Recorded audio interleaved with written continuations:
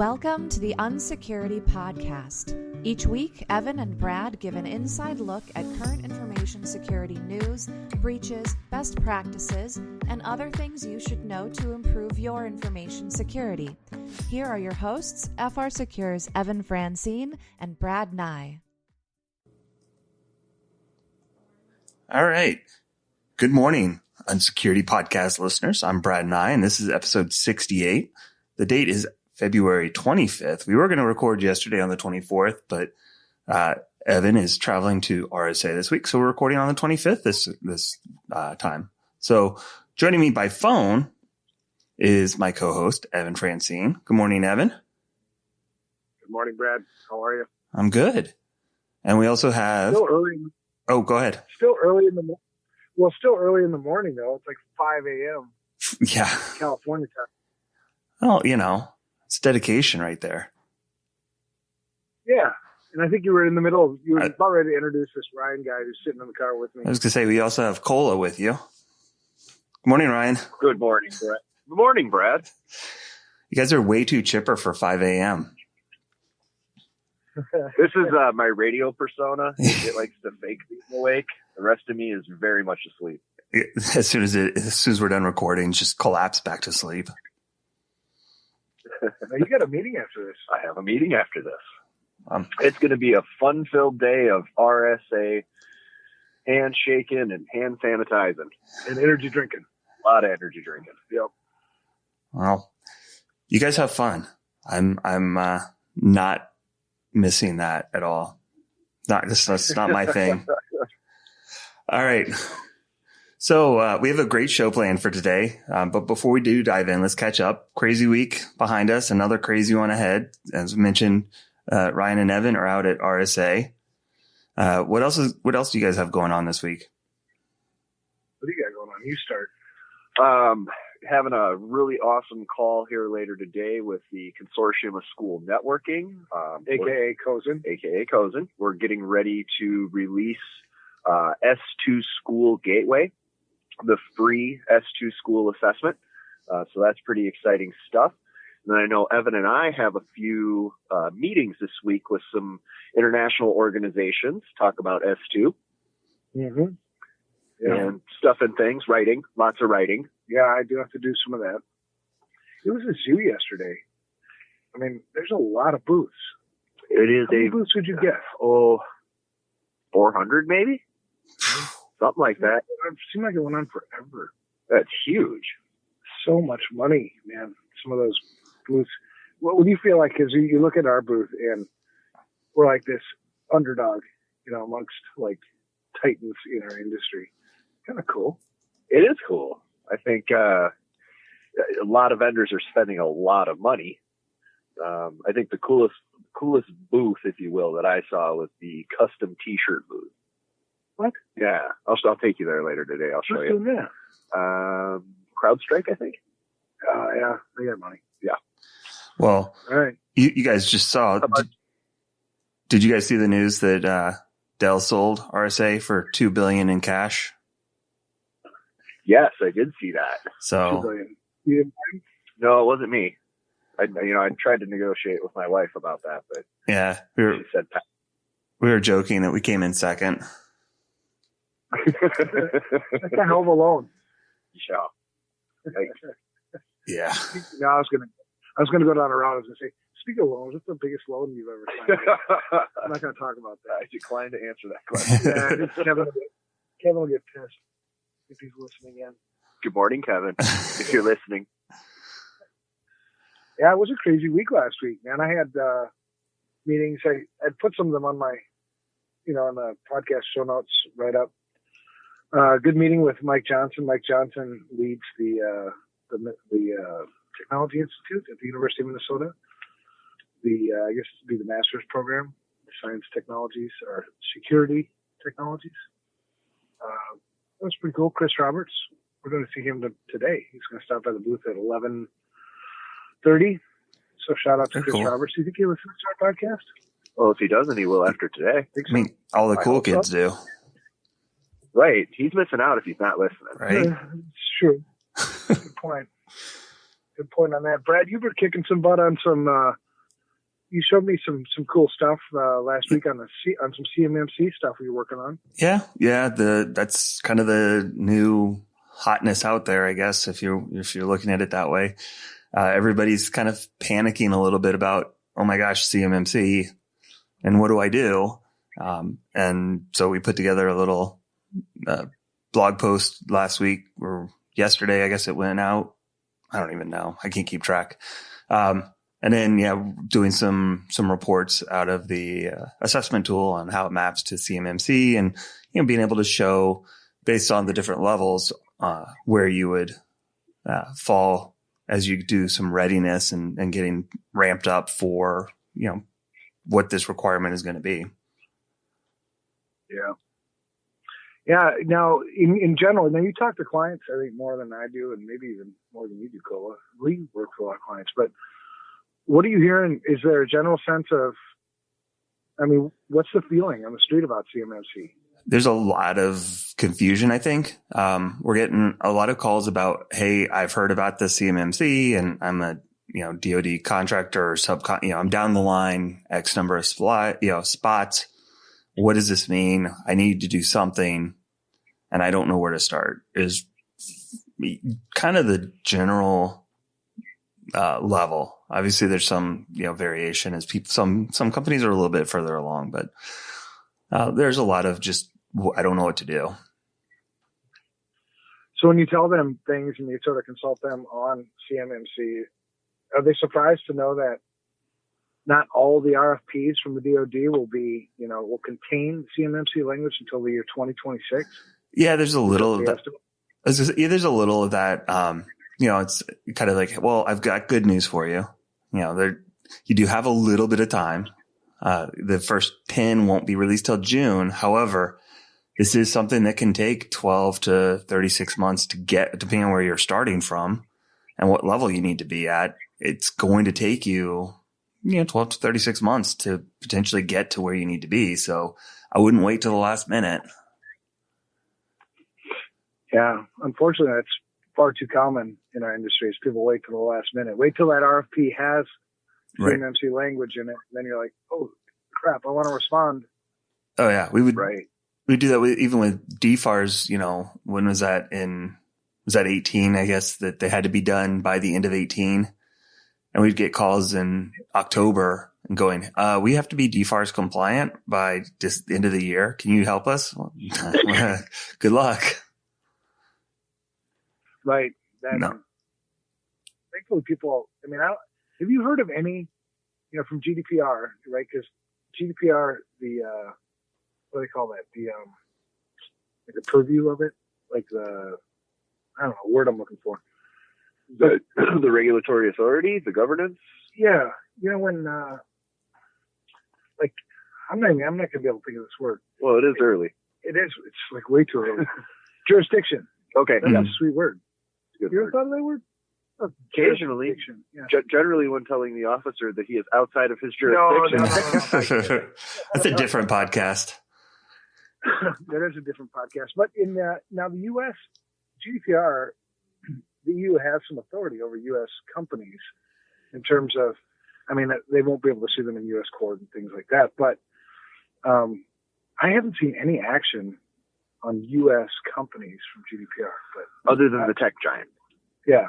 But I might be missing something on that. Well, I know they've definitely gone after the tech giant. It's the ones that have offices or physical presence in the EU that they're going after. And I think that makes sense though, because start proving your point with things that are easy to enforce and then figure out how to do the rest later.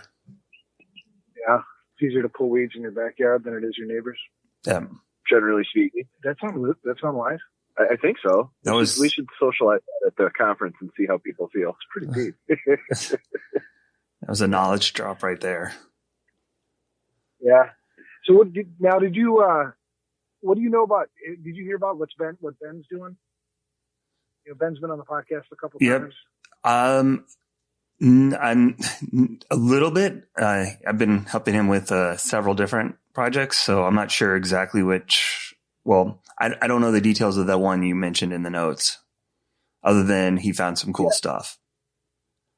Yeah, I think he's on to 16 breaches now in terms of data that he's found that belongs to people through companies that have left it exposed. He did seem to have more of a spring in his step when I saw him at the office last.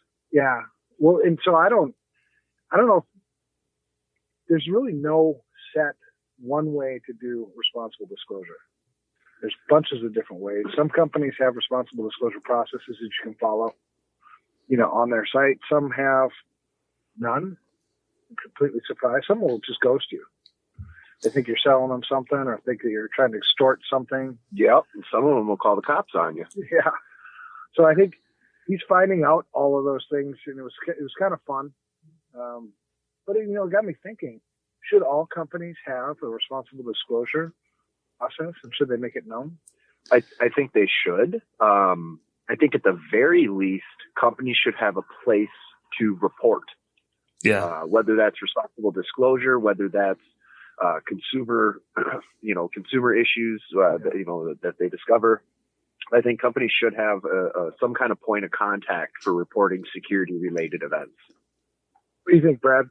Oh, I agree. I think it's actually in the company's best interest to make it easier for the people that are trying to do good to let them know that there's an issue. Right. Because honestly, I don't know how many incident response plans and programs I've built over the years. I don't think I've ever, maybe once or twice, I've actually built a responsible disclosure process for the company. We don't account for that enough. Yeah, it's a really good point.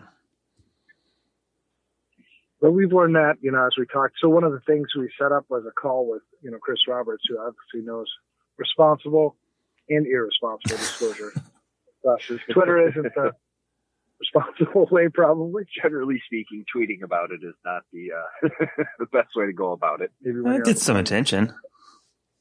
It got the problem solved. Yeah, there you go. So that was all last week, and then getting ready for this week coming out here. We got here yesterday. The booth's all set up. The guys made a big stack of books. That's not even all of them. No, but it looks good. I mean, and we had some decent traffic yesterday. Today should be even better. Yeah. So that's kind of all we're up to, man. Yeah. Being awake. That's half the battle today. And how late do you guys have to stay at the conference today? Does it go till 5, or is it end a little early? I thought it was till 7. Oof. It was just a welcome reception yesterday. Oh, okay. Right. I think it goes about 5-ish. I think they start to wind down the exhibit hall. Yeah, they get on the loudspeaker and tell you the exhibit floor is closed or whatever. Man.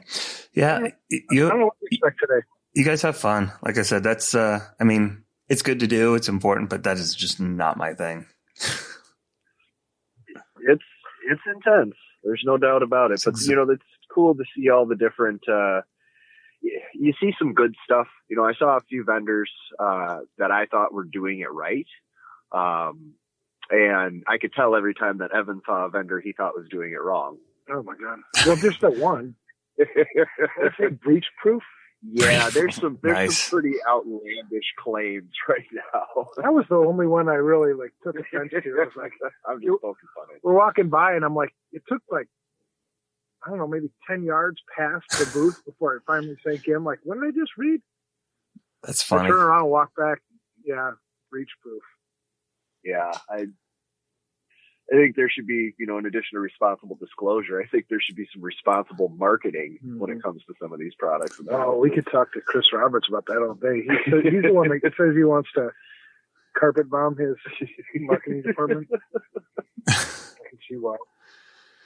Oh boy. I'm not going that far because, especially nowadays, man, he can get away with saying things that I probably can't say. Yeah, carpet bomb out of his mouth is sort of accepted, like normal. Well, you got to just muster more of an accent. See what it is? It's the accent. Yeah.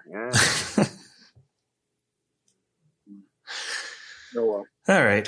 Well, that'll be fun for you guys. I'm looking forward to next week and hearing some stories about all the stuff that what Evan ranting on all the things that are wrong. Yeah. I'll say some things that are right. There's some that are right. Okay. All right. All the things that are right and some things that are wrong. Okay. So let's shift gears now a little bit. So last week we talked about information security roles and responsibilities. Not the most exciting topic, but really is a critical one in putting together a good program. And we're approaching this from two different perspectives, from first from that macro level, higher level, then a micro level. So last week, part one was the macro level. This week for part two is the micro level. You guys ready to get started? Oh yeah. And what do you mean not the most exciting? You like talking? Governance is not exciting. Let's be honest. It's critical. I think it's all in your attitude, Brad. I enjoy it. Just most people don't. The part I enjoy about it is defining who's responsible for what, and then helping them sort of either, if they didn't know it, either work into it, or, a lot of times it's an eye-opening experience. It's not that they don't want to do these things that we're asking them to do. It's that they don't even know that they were supposed to. Right. Right. Yeah. And go ahead, Ryan. Well, I was just going to say, sometimes playing that roles and responsibility game makes me think we need to invent Security Twister. One of the challenges, I'm sure you guys have run into this as well, trying to get who's on first. It's like a bad Abbott and Costello episode, right? Mm-hmm. Trying to find that single point of accountability to then build the team from there, I think sometimes can be really, really challenging, because you're asking people to take on a level of responsibility that, to Evan's point, if they don't even know they're supposed to be doing this, and you come along and say, well, not only are you supposed to be doing this, but, you're responsible for this. And if something goes wrong, there's consequences. I think that's a bit of a challenge for some organizations. Did you guys say that's your shared experience as well? Yeah. Yeah, absolutely. And then you have the flip side of people not even wanting to define those because they don't want to have to worry about people being, putting that pressure on people. Right. So as you have those defined roles and responsibilities, now there's accountability, which means you have to actually take action. So it's almost like the head in the sand approach. Well, it's funny how I think a lot of companies or people just assume that somebody else is taking care of something that really you're supposed to be taking care of. When you sit down and sort of define, who should be doing what here with respect to information security, you find a lot of gaps. Like, oh crap, we don't even have anybody looking at the logs, or we don't even have anybody to call when an incident happens. It's those basic stuff, but I think a lot of times we get this bad rap for it, or people aren't excited for it because they've kind of been going about it all wrong.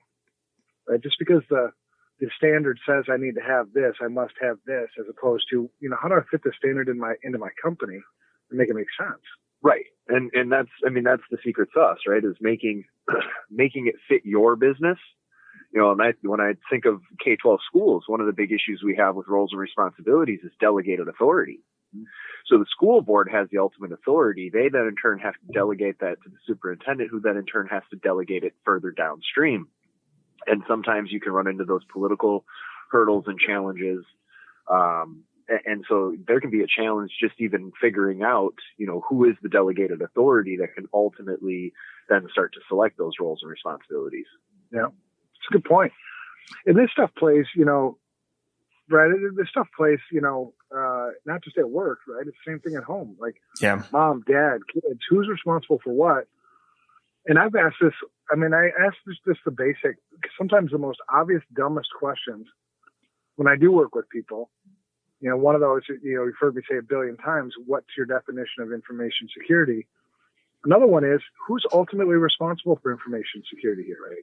Who's the person that's going to make the call when I come to them with a whole bunch of risks that I need decisions on? Who's going to play that game with me? Because somebody has to. Right. No, and I think that's a important thing. If you don't have that ultimate, call maker, decision maker, I guess, everything else just kind of falls by the wayside. right? You need to have that one person who is making those calls, making those decisions, and holding people, accountable for their piece. If you just say, Evan, you need to do this, but there's nobody checking on you, then it's not really doing anything. Right. Yeah. It's not like you have, and one of the things we're trying to do in this book is just operationalize information security. Make it just like every other business process that you use to keep the business running. Mm-hmm. Right. So in finance, who's responsible for your paycheck, don't you? Who's responsible for counting all the beans and putting things together. And that person doesn't play that role by themselves, right? They need the entire company to play ball with them, right? We have a budget, we have expenses, mm-hmm. we have, all these things. And then even then they have a third party come and audit the books usually on an annual basis. So why can't we treat information security more like just, maybe the finance function, which is part of the business? I just want to go back to say paycheck. You get paid. I thought we were doing this because we like doing it. No, I'm sorry. It was the other way around. No, I agree. Randy's on the charity program. When did you get paid? Right. Better call Kevin. I thought that was no. And you make really good points there. And I think it should be. I mean, I know one of the things that I preach on a pretty frequent basis is not to treat information security and your cybersecurity program as a separate new thing. A lot of organizations already have a communications team, already have a lot of the larger organizations will have a risk management team, right? So you've already got folks that are doing bits and pieces, if you will. And I try to tell folks that this is just another part of that already ongoing activity. It's just mm-hmm. another bullet in your list. So communications comes to mind, right? Don't create a new communications team to handle your information security crisis communication. Train your crisis communication team on how to handle this type of crisis. And I think that's resonated well. And I think the organizations that I've worked with that have kind of implemented that approach have had a greater degree of success in reducing their cost and also increasing their speed at which they can get in front of some of this stuff. Because there isn't as much, I've got to create a new program from scratch and therefore I need new budget and I need all these things. It's involving those other components of your business. And to your point, Evan, it's about just making it part of daily business. Just like you guys always hear me preach that this is life. This is daily life. This isn't some fancy IT thing. It's just a basic foundation. And I think businesses need to adopt similar thinking. It'll make it much easier to manage some of this stuff. Yeah, I think another good example of that would be like vendor risk management, right?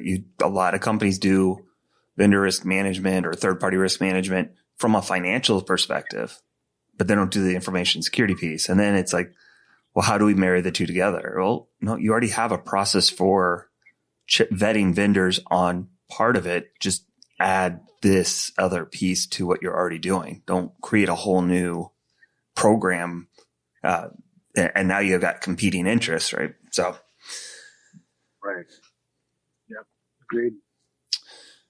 So, we clearly have not really followed the show notes, but we've already covered several of the topics here. The next one on the list, so I don't want to miss anything because it is important, is, why is it important to simplify information security and how can people be more successful at that? And I'll take a first stab at that one and say, well, we already know that information security is daunting and a lot of people just don't get it. So if we can simplify it, we're going to get better buy-in. And as soon as we get that better buy-in, then the whole program is going to be stronger. What do you guys think? I completely agree. And I would just say it simply as the reason to simplify, reduce cost, increase speed to response. Yeah. Yeah. And for me, it's, when I got into information security, one of the icons in our industry was Bruce Schneier. And so he's written numerous times on how complexity is the enemy of information security and really lays out a really logical path on why that's true. And logic would tell you, right? It's easier to secure 2 things than it is to secure 20. Mm-hmm. So the simpler you can keep things, it's always the easier it is to secure. And it's not just with technology. It's with process. It's with people. I consult boards of directors and tell them if information security seems too mysterious for you, it's too mysterious. We've done something wrong. It needs to make sense. Even though we boil it all up and fold it all up nice and neat for you in the board meeting every quarter, do you understand the things that go into this, right? Is it simple enough for all of us to understand? Because it's like all our work, right? Yeah. And I think, what's important, and we'll get to that here in the roles and responsibilities, but just because we keep it simple at a high level, it doesn't mean there's not going to be, once you start really getting down into it, it does get more complex. It's just the nature of it. It has to, but we want to keep that foundation and that framework as simple as we can so that people understand exactly, what they should be doing and what their accountability to doing this stuff is. Yeah, and I just want people to be much more cognizant of every time I add something new into my environment, whether it be at home or whether it be at work or whether it be at school, be real cognizant of the complexity that you might be adding, because you're going to have to account for that somewhere in your security program. Because it gets out of hand on you really quick. Mm-hmm. If you look at just tech junk everywhere, you're like, oh my God, how did we get here? It's because, you didn't take this, you didn't take this into account as you're building. Well, what's the new projected stat? Is it 9 devices per person, I think, is the current Wi-Fi density that they're planning for? If you remember the simpler life, I sound like an old timer now, but back in the simpler day, man, I wasn't connected to everything. And I wasn't being GPS tracked everywhere I go. And, it was a lot easier to secure my life nowadays with iPhone, iPad, laptop, car. Well, we'll talk about that on the K-12 Cybersecurity podcast. One of the episodes is Always On. And what is it, what's it doing to us, right? And we'll unpack that on that podcast. But I think you're right. It's never have I had to worry about so many vectors in which someone could harm me or steal from me. Right. Yeah. In to go old time here with Evan, jump in our geriatric machine here. But, you used to worry about your wallet being pickpocketed. Mm-hmm. Yeah. That was about it. You didn't go down the shady alleyway. You were fine. Right. And now you run into inadvertent risk. Last night, for example, we found a skimmer. We're trying to leave the parking ramp and here at the RSA conference, and we're leaving the parking ramp, and lo and behold, and it was a pretty poor skimmer job. I posted a picture to Twitter. But that kind of stuff just wasn't a thing 13 years ago. Yeah. Yeah. It's, it's a lot to manage, and we already have established it. Most people don't get it to begin with. So, Well, and that's it. We're talking about roles and responsibilities too. How can I be responsible for something I don't understand? Yeah. If it's so complex that I can't get my head around it or I can't understand it, then maybe it's too complex, or maybe it's a skill gap issue. But at the end of the day, somebody has to be responsible for some part of information security or all of information security. And if you don't understand it, good luck. Right. It's simplified, especially our underserved markets that we've been talking about, like SMBs, K through 12, state and local government. Simplify this stuff so that you can understand it. And then once you understand it, the complexity you add to it you should also understand that too, right? Well, yeah, it's kind of like learning to drive a car, right? Most of us learned how to drive a car in a parking lot or on some, back country road. And as you got more familiar with operating the vehicle, then maybe you tried some side streets, but you didn't start out on the freeway.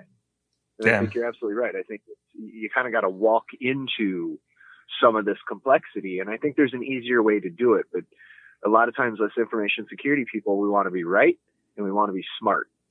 And sometimes I think that's the enemy of simplicity. Yeah. That's a good point. So what does operationalizing, it's way too early for me too, information security look like, and how do people accomplish it? Evan, you want to take that one? Sure. Yeah. So this is, when I think of operationalize, it's just make it part of the operations, right? It's integrated into everything that you do. Just like, finances is integrated into, what a business does. In schools, achievement and safety, it's just integrated into what they do.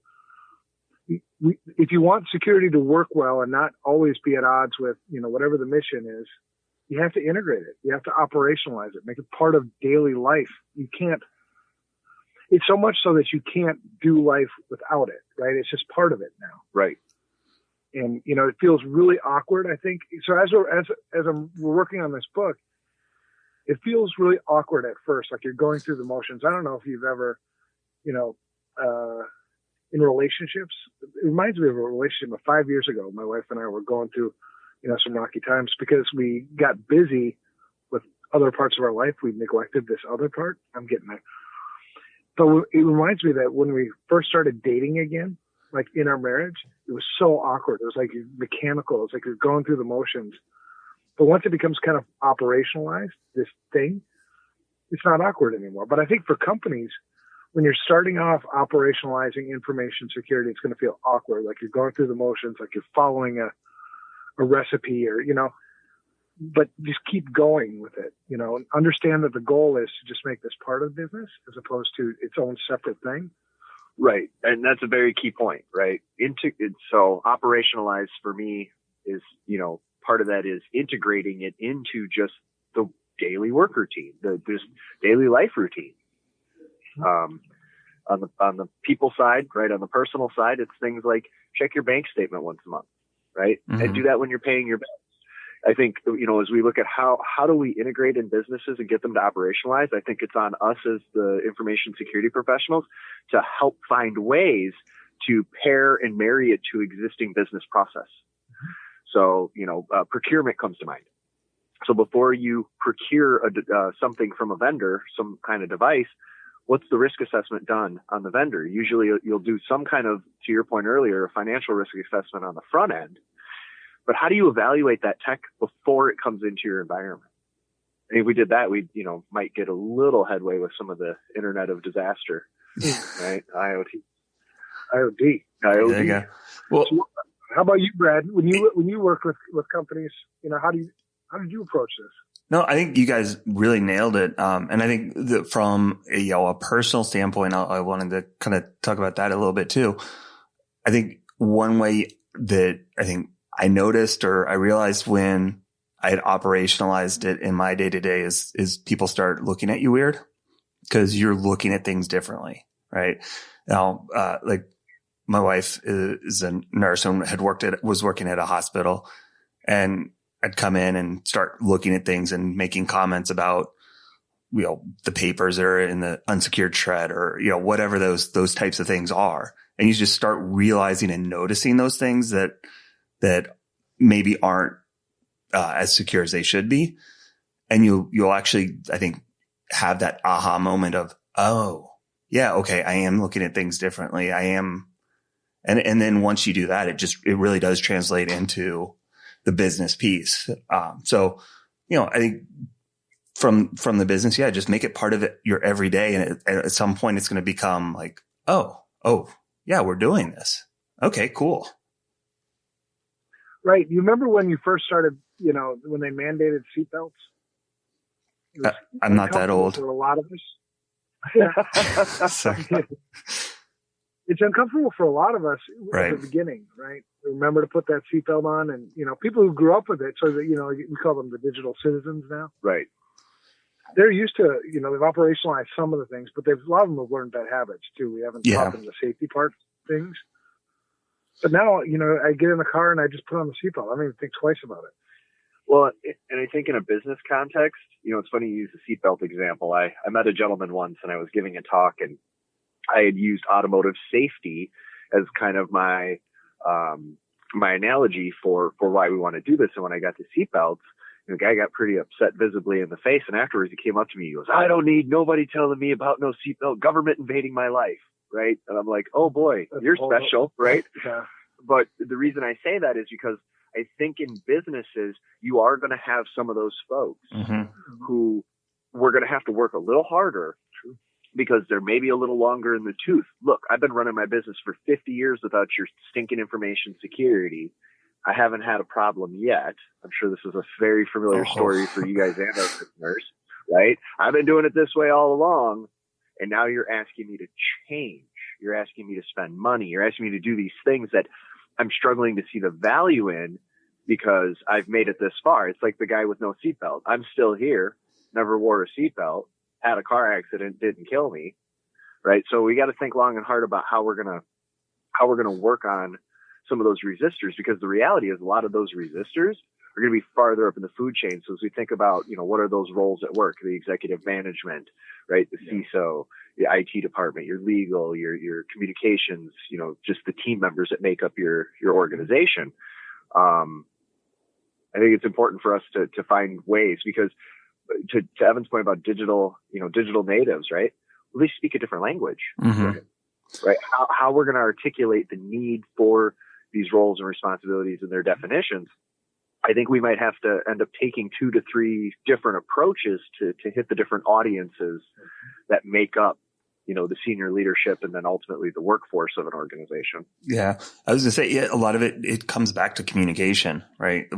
How are we communicating this message, and how are we communicating the importance of it? And, to your point, Ryan, the incident responses, it happens. I can think of 2 or 3 examples off the top of my head where owner of a, small business was just blown away by what happened and the cost of doing it, and how could this happen? It's never happened. And why would they come after us? And it's like, it doesn't matter. It doesn't matter what size you are, who you are. You have data. If you're not securing your information and you make it easy, they're going to find it. So that's always an awkward conversation too, when they're, stressed out and everything's down and they don't want to pay. They've never had to. Yep. So the worst time and the best time to test your incident response plan. Under fire. Yeah, I like how you assume they have one. All right. Yeah. So well, everybody's got one, just whether it's documented or not. Sometimes it's just update the resume and run. True. All right. So let's talk about some of those roles and responsibilities at work, starting with executive management. What would be a good definition of the role and responsibility for executive management? Let's go with Ryan or Evan. Go ahead. I always think of this as 2 ways, right? You've got CEOs who are tolerators of information security, and you've got CEOs who are champions of information security. And there's a big difference between the two. So as an executive management, a good, I think, executive team can see how information security is a competitive advantage. They can see that there's advantages for the business beyond just protecting assets. And so they champion it. They want to operationalize it. I think a lot of them struggle with how, but it's their job, right? You run the company, you run the business, you run the school, you run whatever. You're at that level.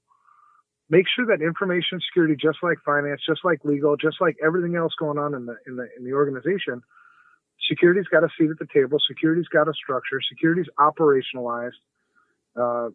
That's your job as executive management. Yeah. Go ahead, Ryan. Oh, no, you, Brad. I was going to say, well, just on that, I think, you've kind of got, in my experience, 3 groups of that person, right? I would say like maybe less than 10% are the ones that just get it and want to do that. And that remaining 90%, and we can argue about the breakdown of it, is either people that have lived through an incident and had a breach and are like, nope, never doing this again. Or have seen someone, we're at a place where maybe they weren't directly impacted, but have, again, been through, some sort of a breach or an incident, and seen kind of firsthand without being, again, on the front lines. Yeah. And I'll just say, for me, executive management, regardless of champion or tolerator, your job is to support. Yeah. That's it. You need to support. You need to play that support role like a good servant leader. Yeah. Yeah. Be active. So not active support, Yeah, for sure. Not just passive support. Right. Yeah. Well, and ultimately, right, I think at the end of the day, who's going to be answering the questions from the media if your company has a compromise, right? Why didn't you give the resources needed? Why didn't you do these things? What happened here? You better be involved and understand what's going on. It'd be interesting at some point, Brad, to get, not publicly because they won't, we don't want that, but for some of these incident response, in some of these incident response cases, to get quotes from executive management involved in those companies, just around these thoughts. What were your thoughts prior to this? And, what surprised you, and what advice would you have for the next CEO? Or Yeah, no, I think that's great, and we should be talking about this more. Yeah, I mean, and obviously I can give you, not direct quotes, but a lot of the times it is, well, how did this happen? I thought we were protected, and that comes back to a communications issue of they were under the impression of one thing. We got these blinky lights, so we're good, versus what the reality is. And we just wrapped one up, and the CEO and CFO weren't not combative is not the right word, but questioning a lot. And it was clear they wanted to understand, and they didn't have that knowledge to begin with. And it was definitely, they came around, and I think the company is going to do really good things moving forward, but it was enlightening for them. They had no idea. They thought they knew, and it was pretty clear, and they realized that what they knew was not enough, and where they were at, and they were doing that kind of that passive support versus the active support. And that leads to the next role. That leads to the next role in our show notes too, right? The CISO. So or similar, right? I mean, some organizations, most organizations don't have a CISO. Or a named security officer. Yeah. So, but, two jobs, I think there, whether it's a consulting, whether the CISO is an outsider, like a third party, like FRSecure might be a vCISO, or internal. I always think of two jobs. One is to consult executive management on what information security risk is. Mm-hmm. And two, so that they start making really good, effective risk decisions. And then the second job is to implement those risk decisions. Yeah. So if executive management doesn't get it, I've always looked at myself in the mirror as the CISO. Where's the problem? Well, I'm not consulting well. I'm not speaking their language. Something's not resonating. Right. I mean, for me, the biggest part of being a CISO, when I'm helping out these I spend more time translating. It really is, for me, translation services. Right. This is what this means. This is why you should care about what that is. And then, to your point, it's the implementation side. And I think in larger orgs, that's kind of a dedicated focus. Mm-hmm. And I think as you get into the smaller orgs, your actual implementers might be further downstream. And so it becomes more of a coach kind of role. Sure. Translator and a coach.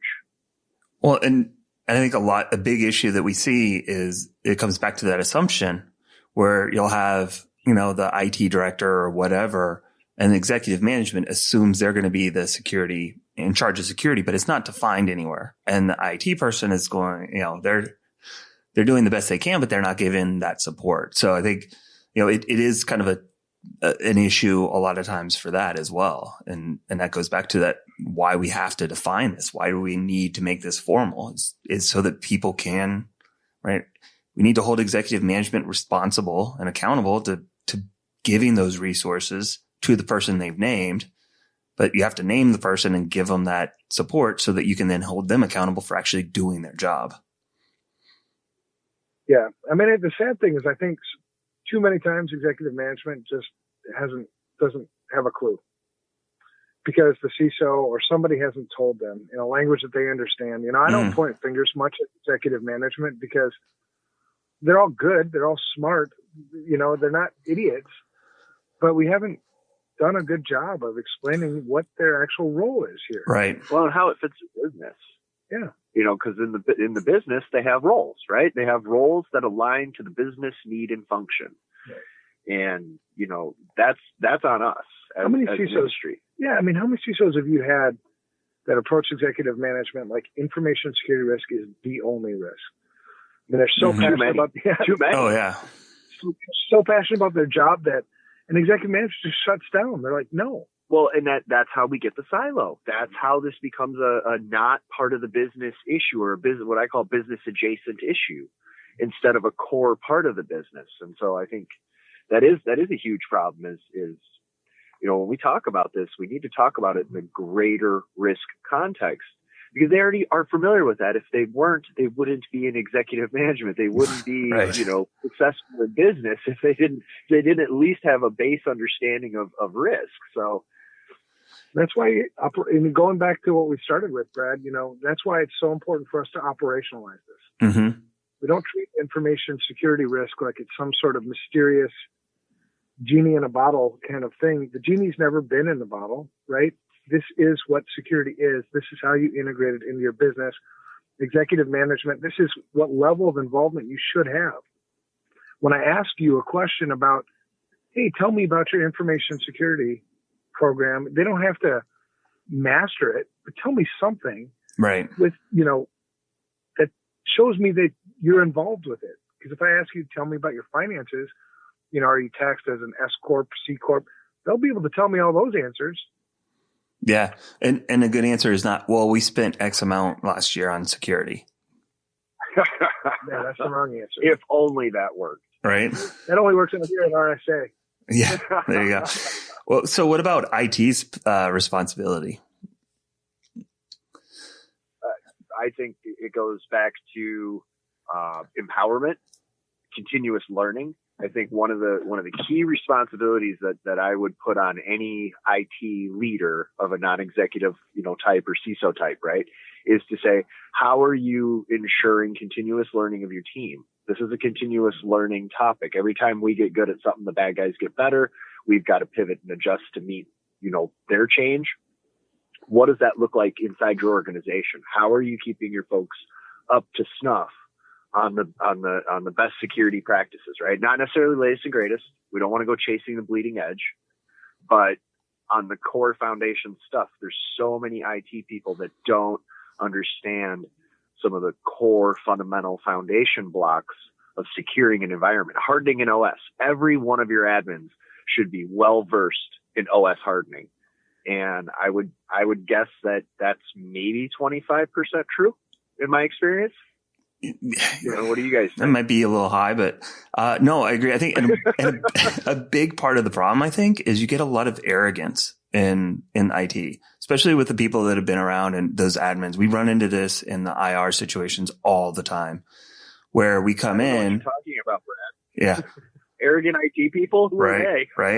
Well, we run into it where they're defending to the death these configurations and why we have to have it this way. We're like, well, this is how they got in and how they're maintaining persistence. And here's the problem. Here's what you need to do. And well, no, prove it to me. Like, okay, here it is. Well, that can't be the case. Right. So I think that's a big issue. And it's a mindset that needs to change. And I think that does come from above, right? IT typically does. It's a thankless job a lot of the times. Either there's nothing going on, so people think, well, they're back there playing games, or something's down and, well, why haven't you fixed it yet? So I think there's some, shockingly, it all comes back to communication and some education about, where people's roles, responsibilities are, what they should be doing, and not placing blame just because we got to point a finger at someone. Well, and IT is information technology. It's not information security. They certainly play a big role and they need a seat at the table in all those things. But to treat, information security like it's an IT issue is, sort of catastrophic to the company because you're missing the biggest risks. Right. Well, so what I always go ahead. I was going to say, IT should be implementing the things that security is identifying, right? Maintaining these things. So Yeah, so they get a seat at the table. What I want IT to know is I want them to know every one of their systems as intimately as possible. Yes. Yes. So the better you know your systems, the better I'm going to be able to use you as a CISO to help secure those systems. So if you do secure builds and whatever, we deploy those things, that usually comes from a security mindset working with IT. But in lieu of that, let's say you don't do hardened builds. I want you to know how these servers operate so well that you'll notice things that are off before any system would, right? I mean, if you want to be a master of your craft in IT, you know your systems better than anybody else ever would. And that's what I want IT to know. So if we ask if they're doing something via group policy, they shouldn't go with, I don't know. I have to look at that. Well, I think we've asked them to do the impossible, right? We've asked IT to, spec out systems, build systems, maintain systems. And then, we're going to throw security on top of you too, because we don't know where else to put it in the organization. So now IT manager, you're also a security manager.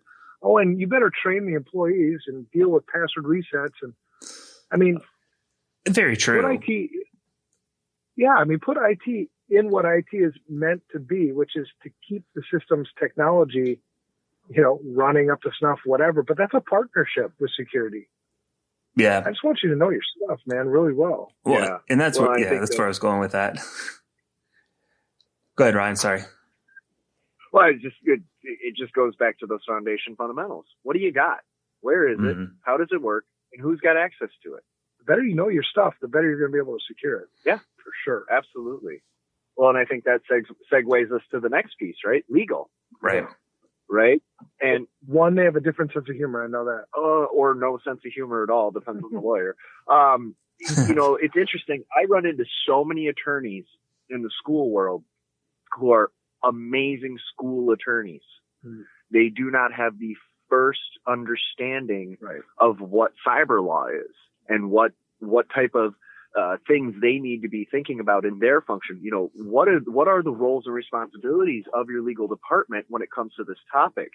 And I have had fascinating conversations where the end result was the lawyer's like, well, I guess I go back to some trainings.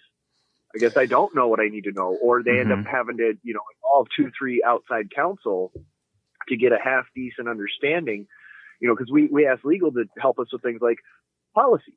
We ask legal to help us with contract and other things where there's an information security component. But if the lawyer is not at least foundationally versed in the topic, at best you get bad advice, and at worst you get adamant, positions that, may be the opposite of what they need to be for reducing the risk to the organization.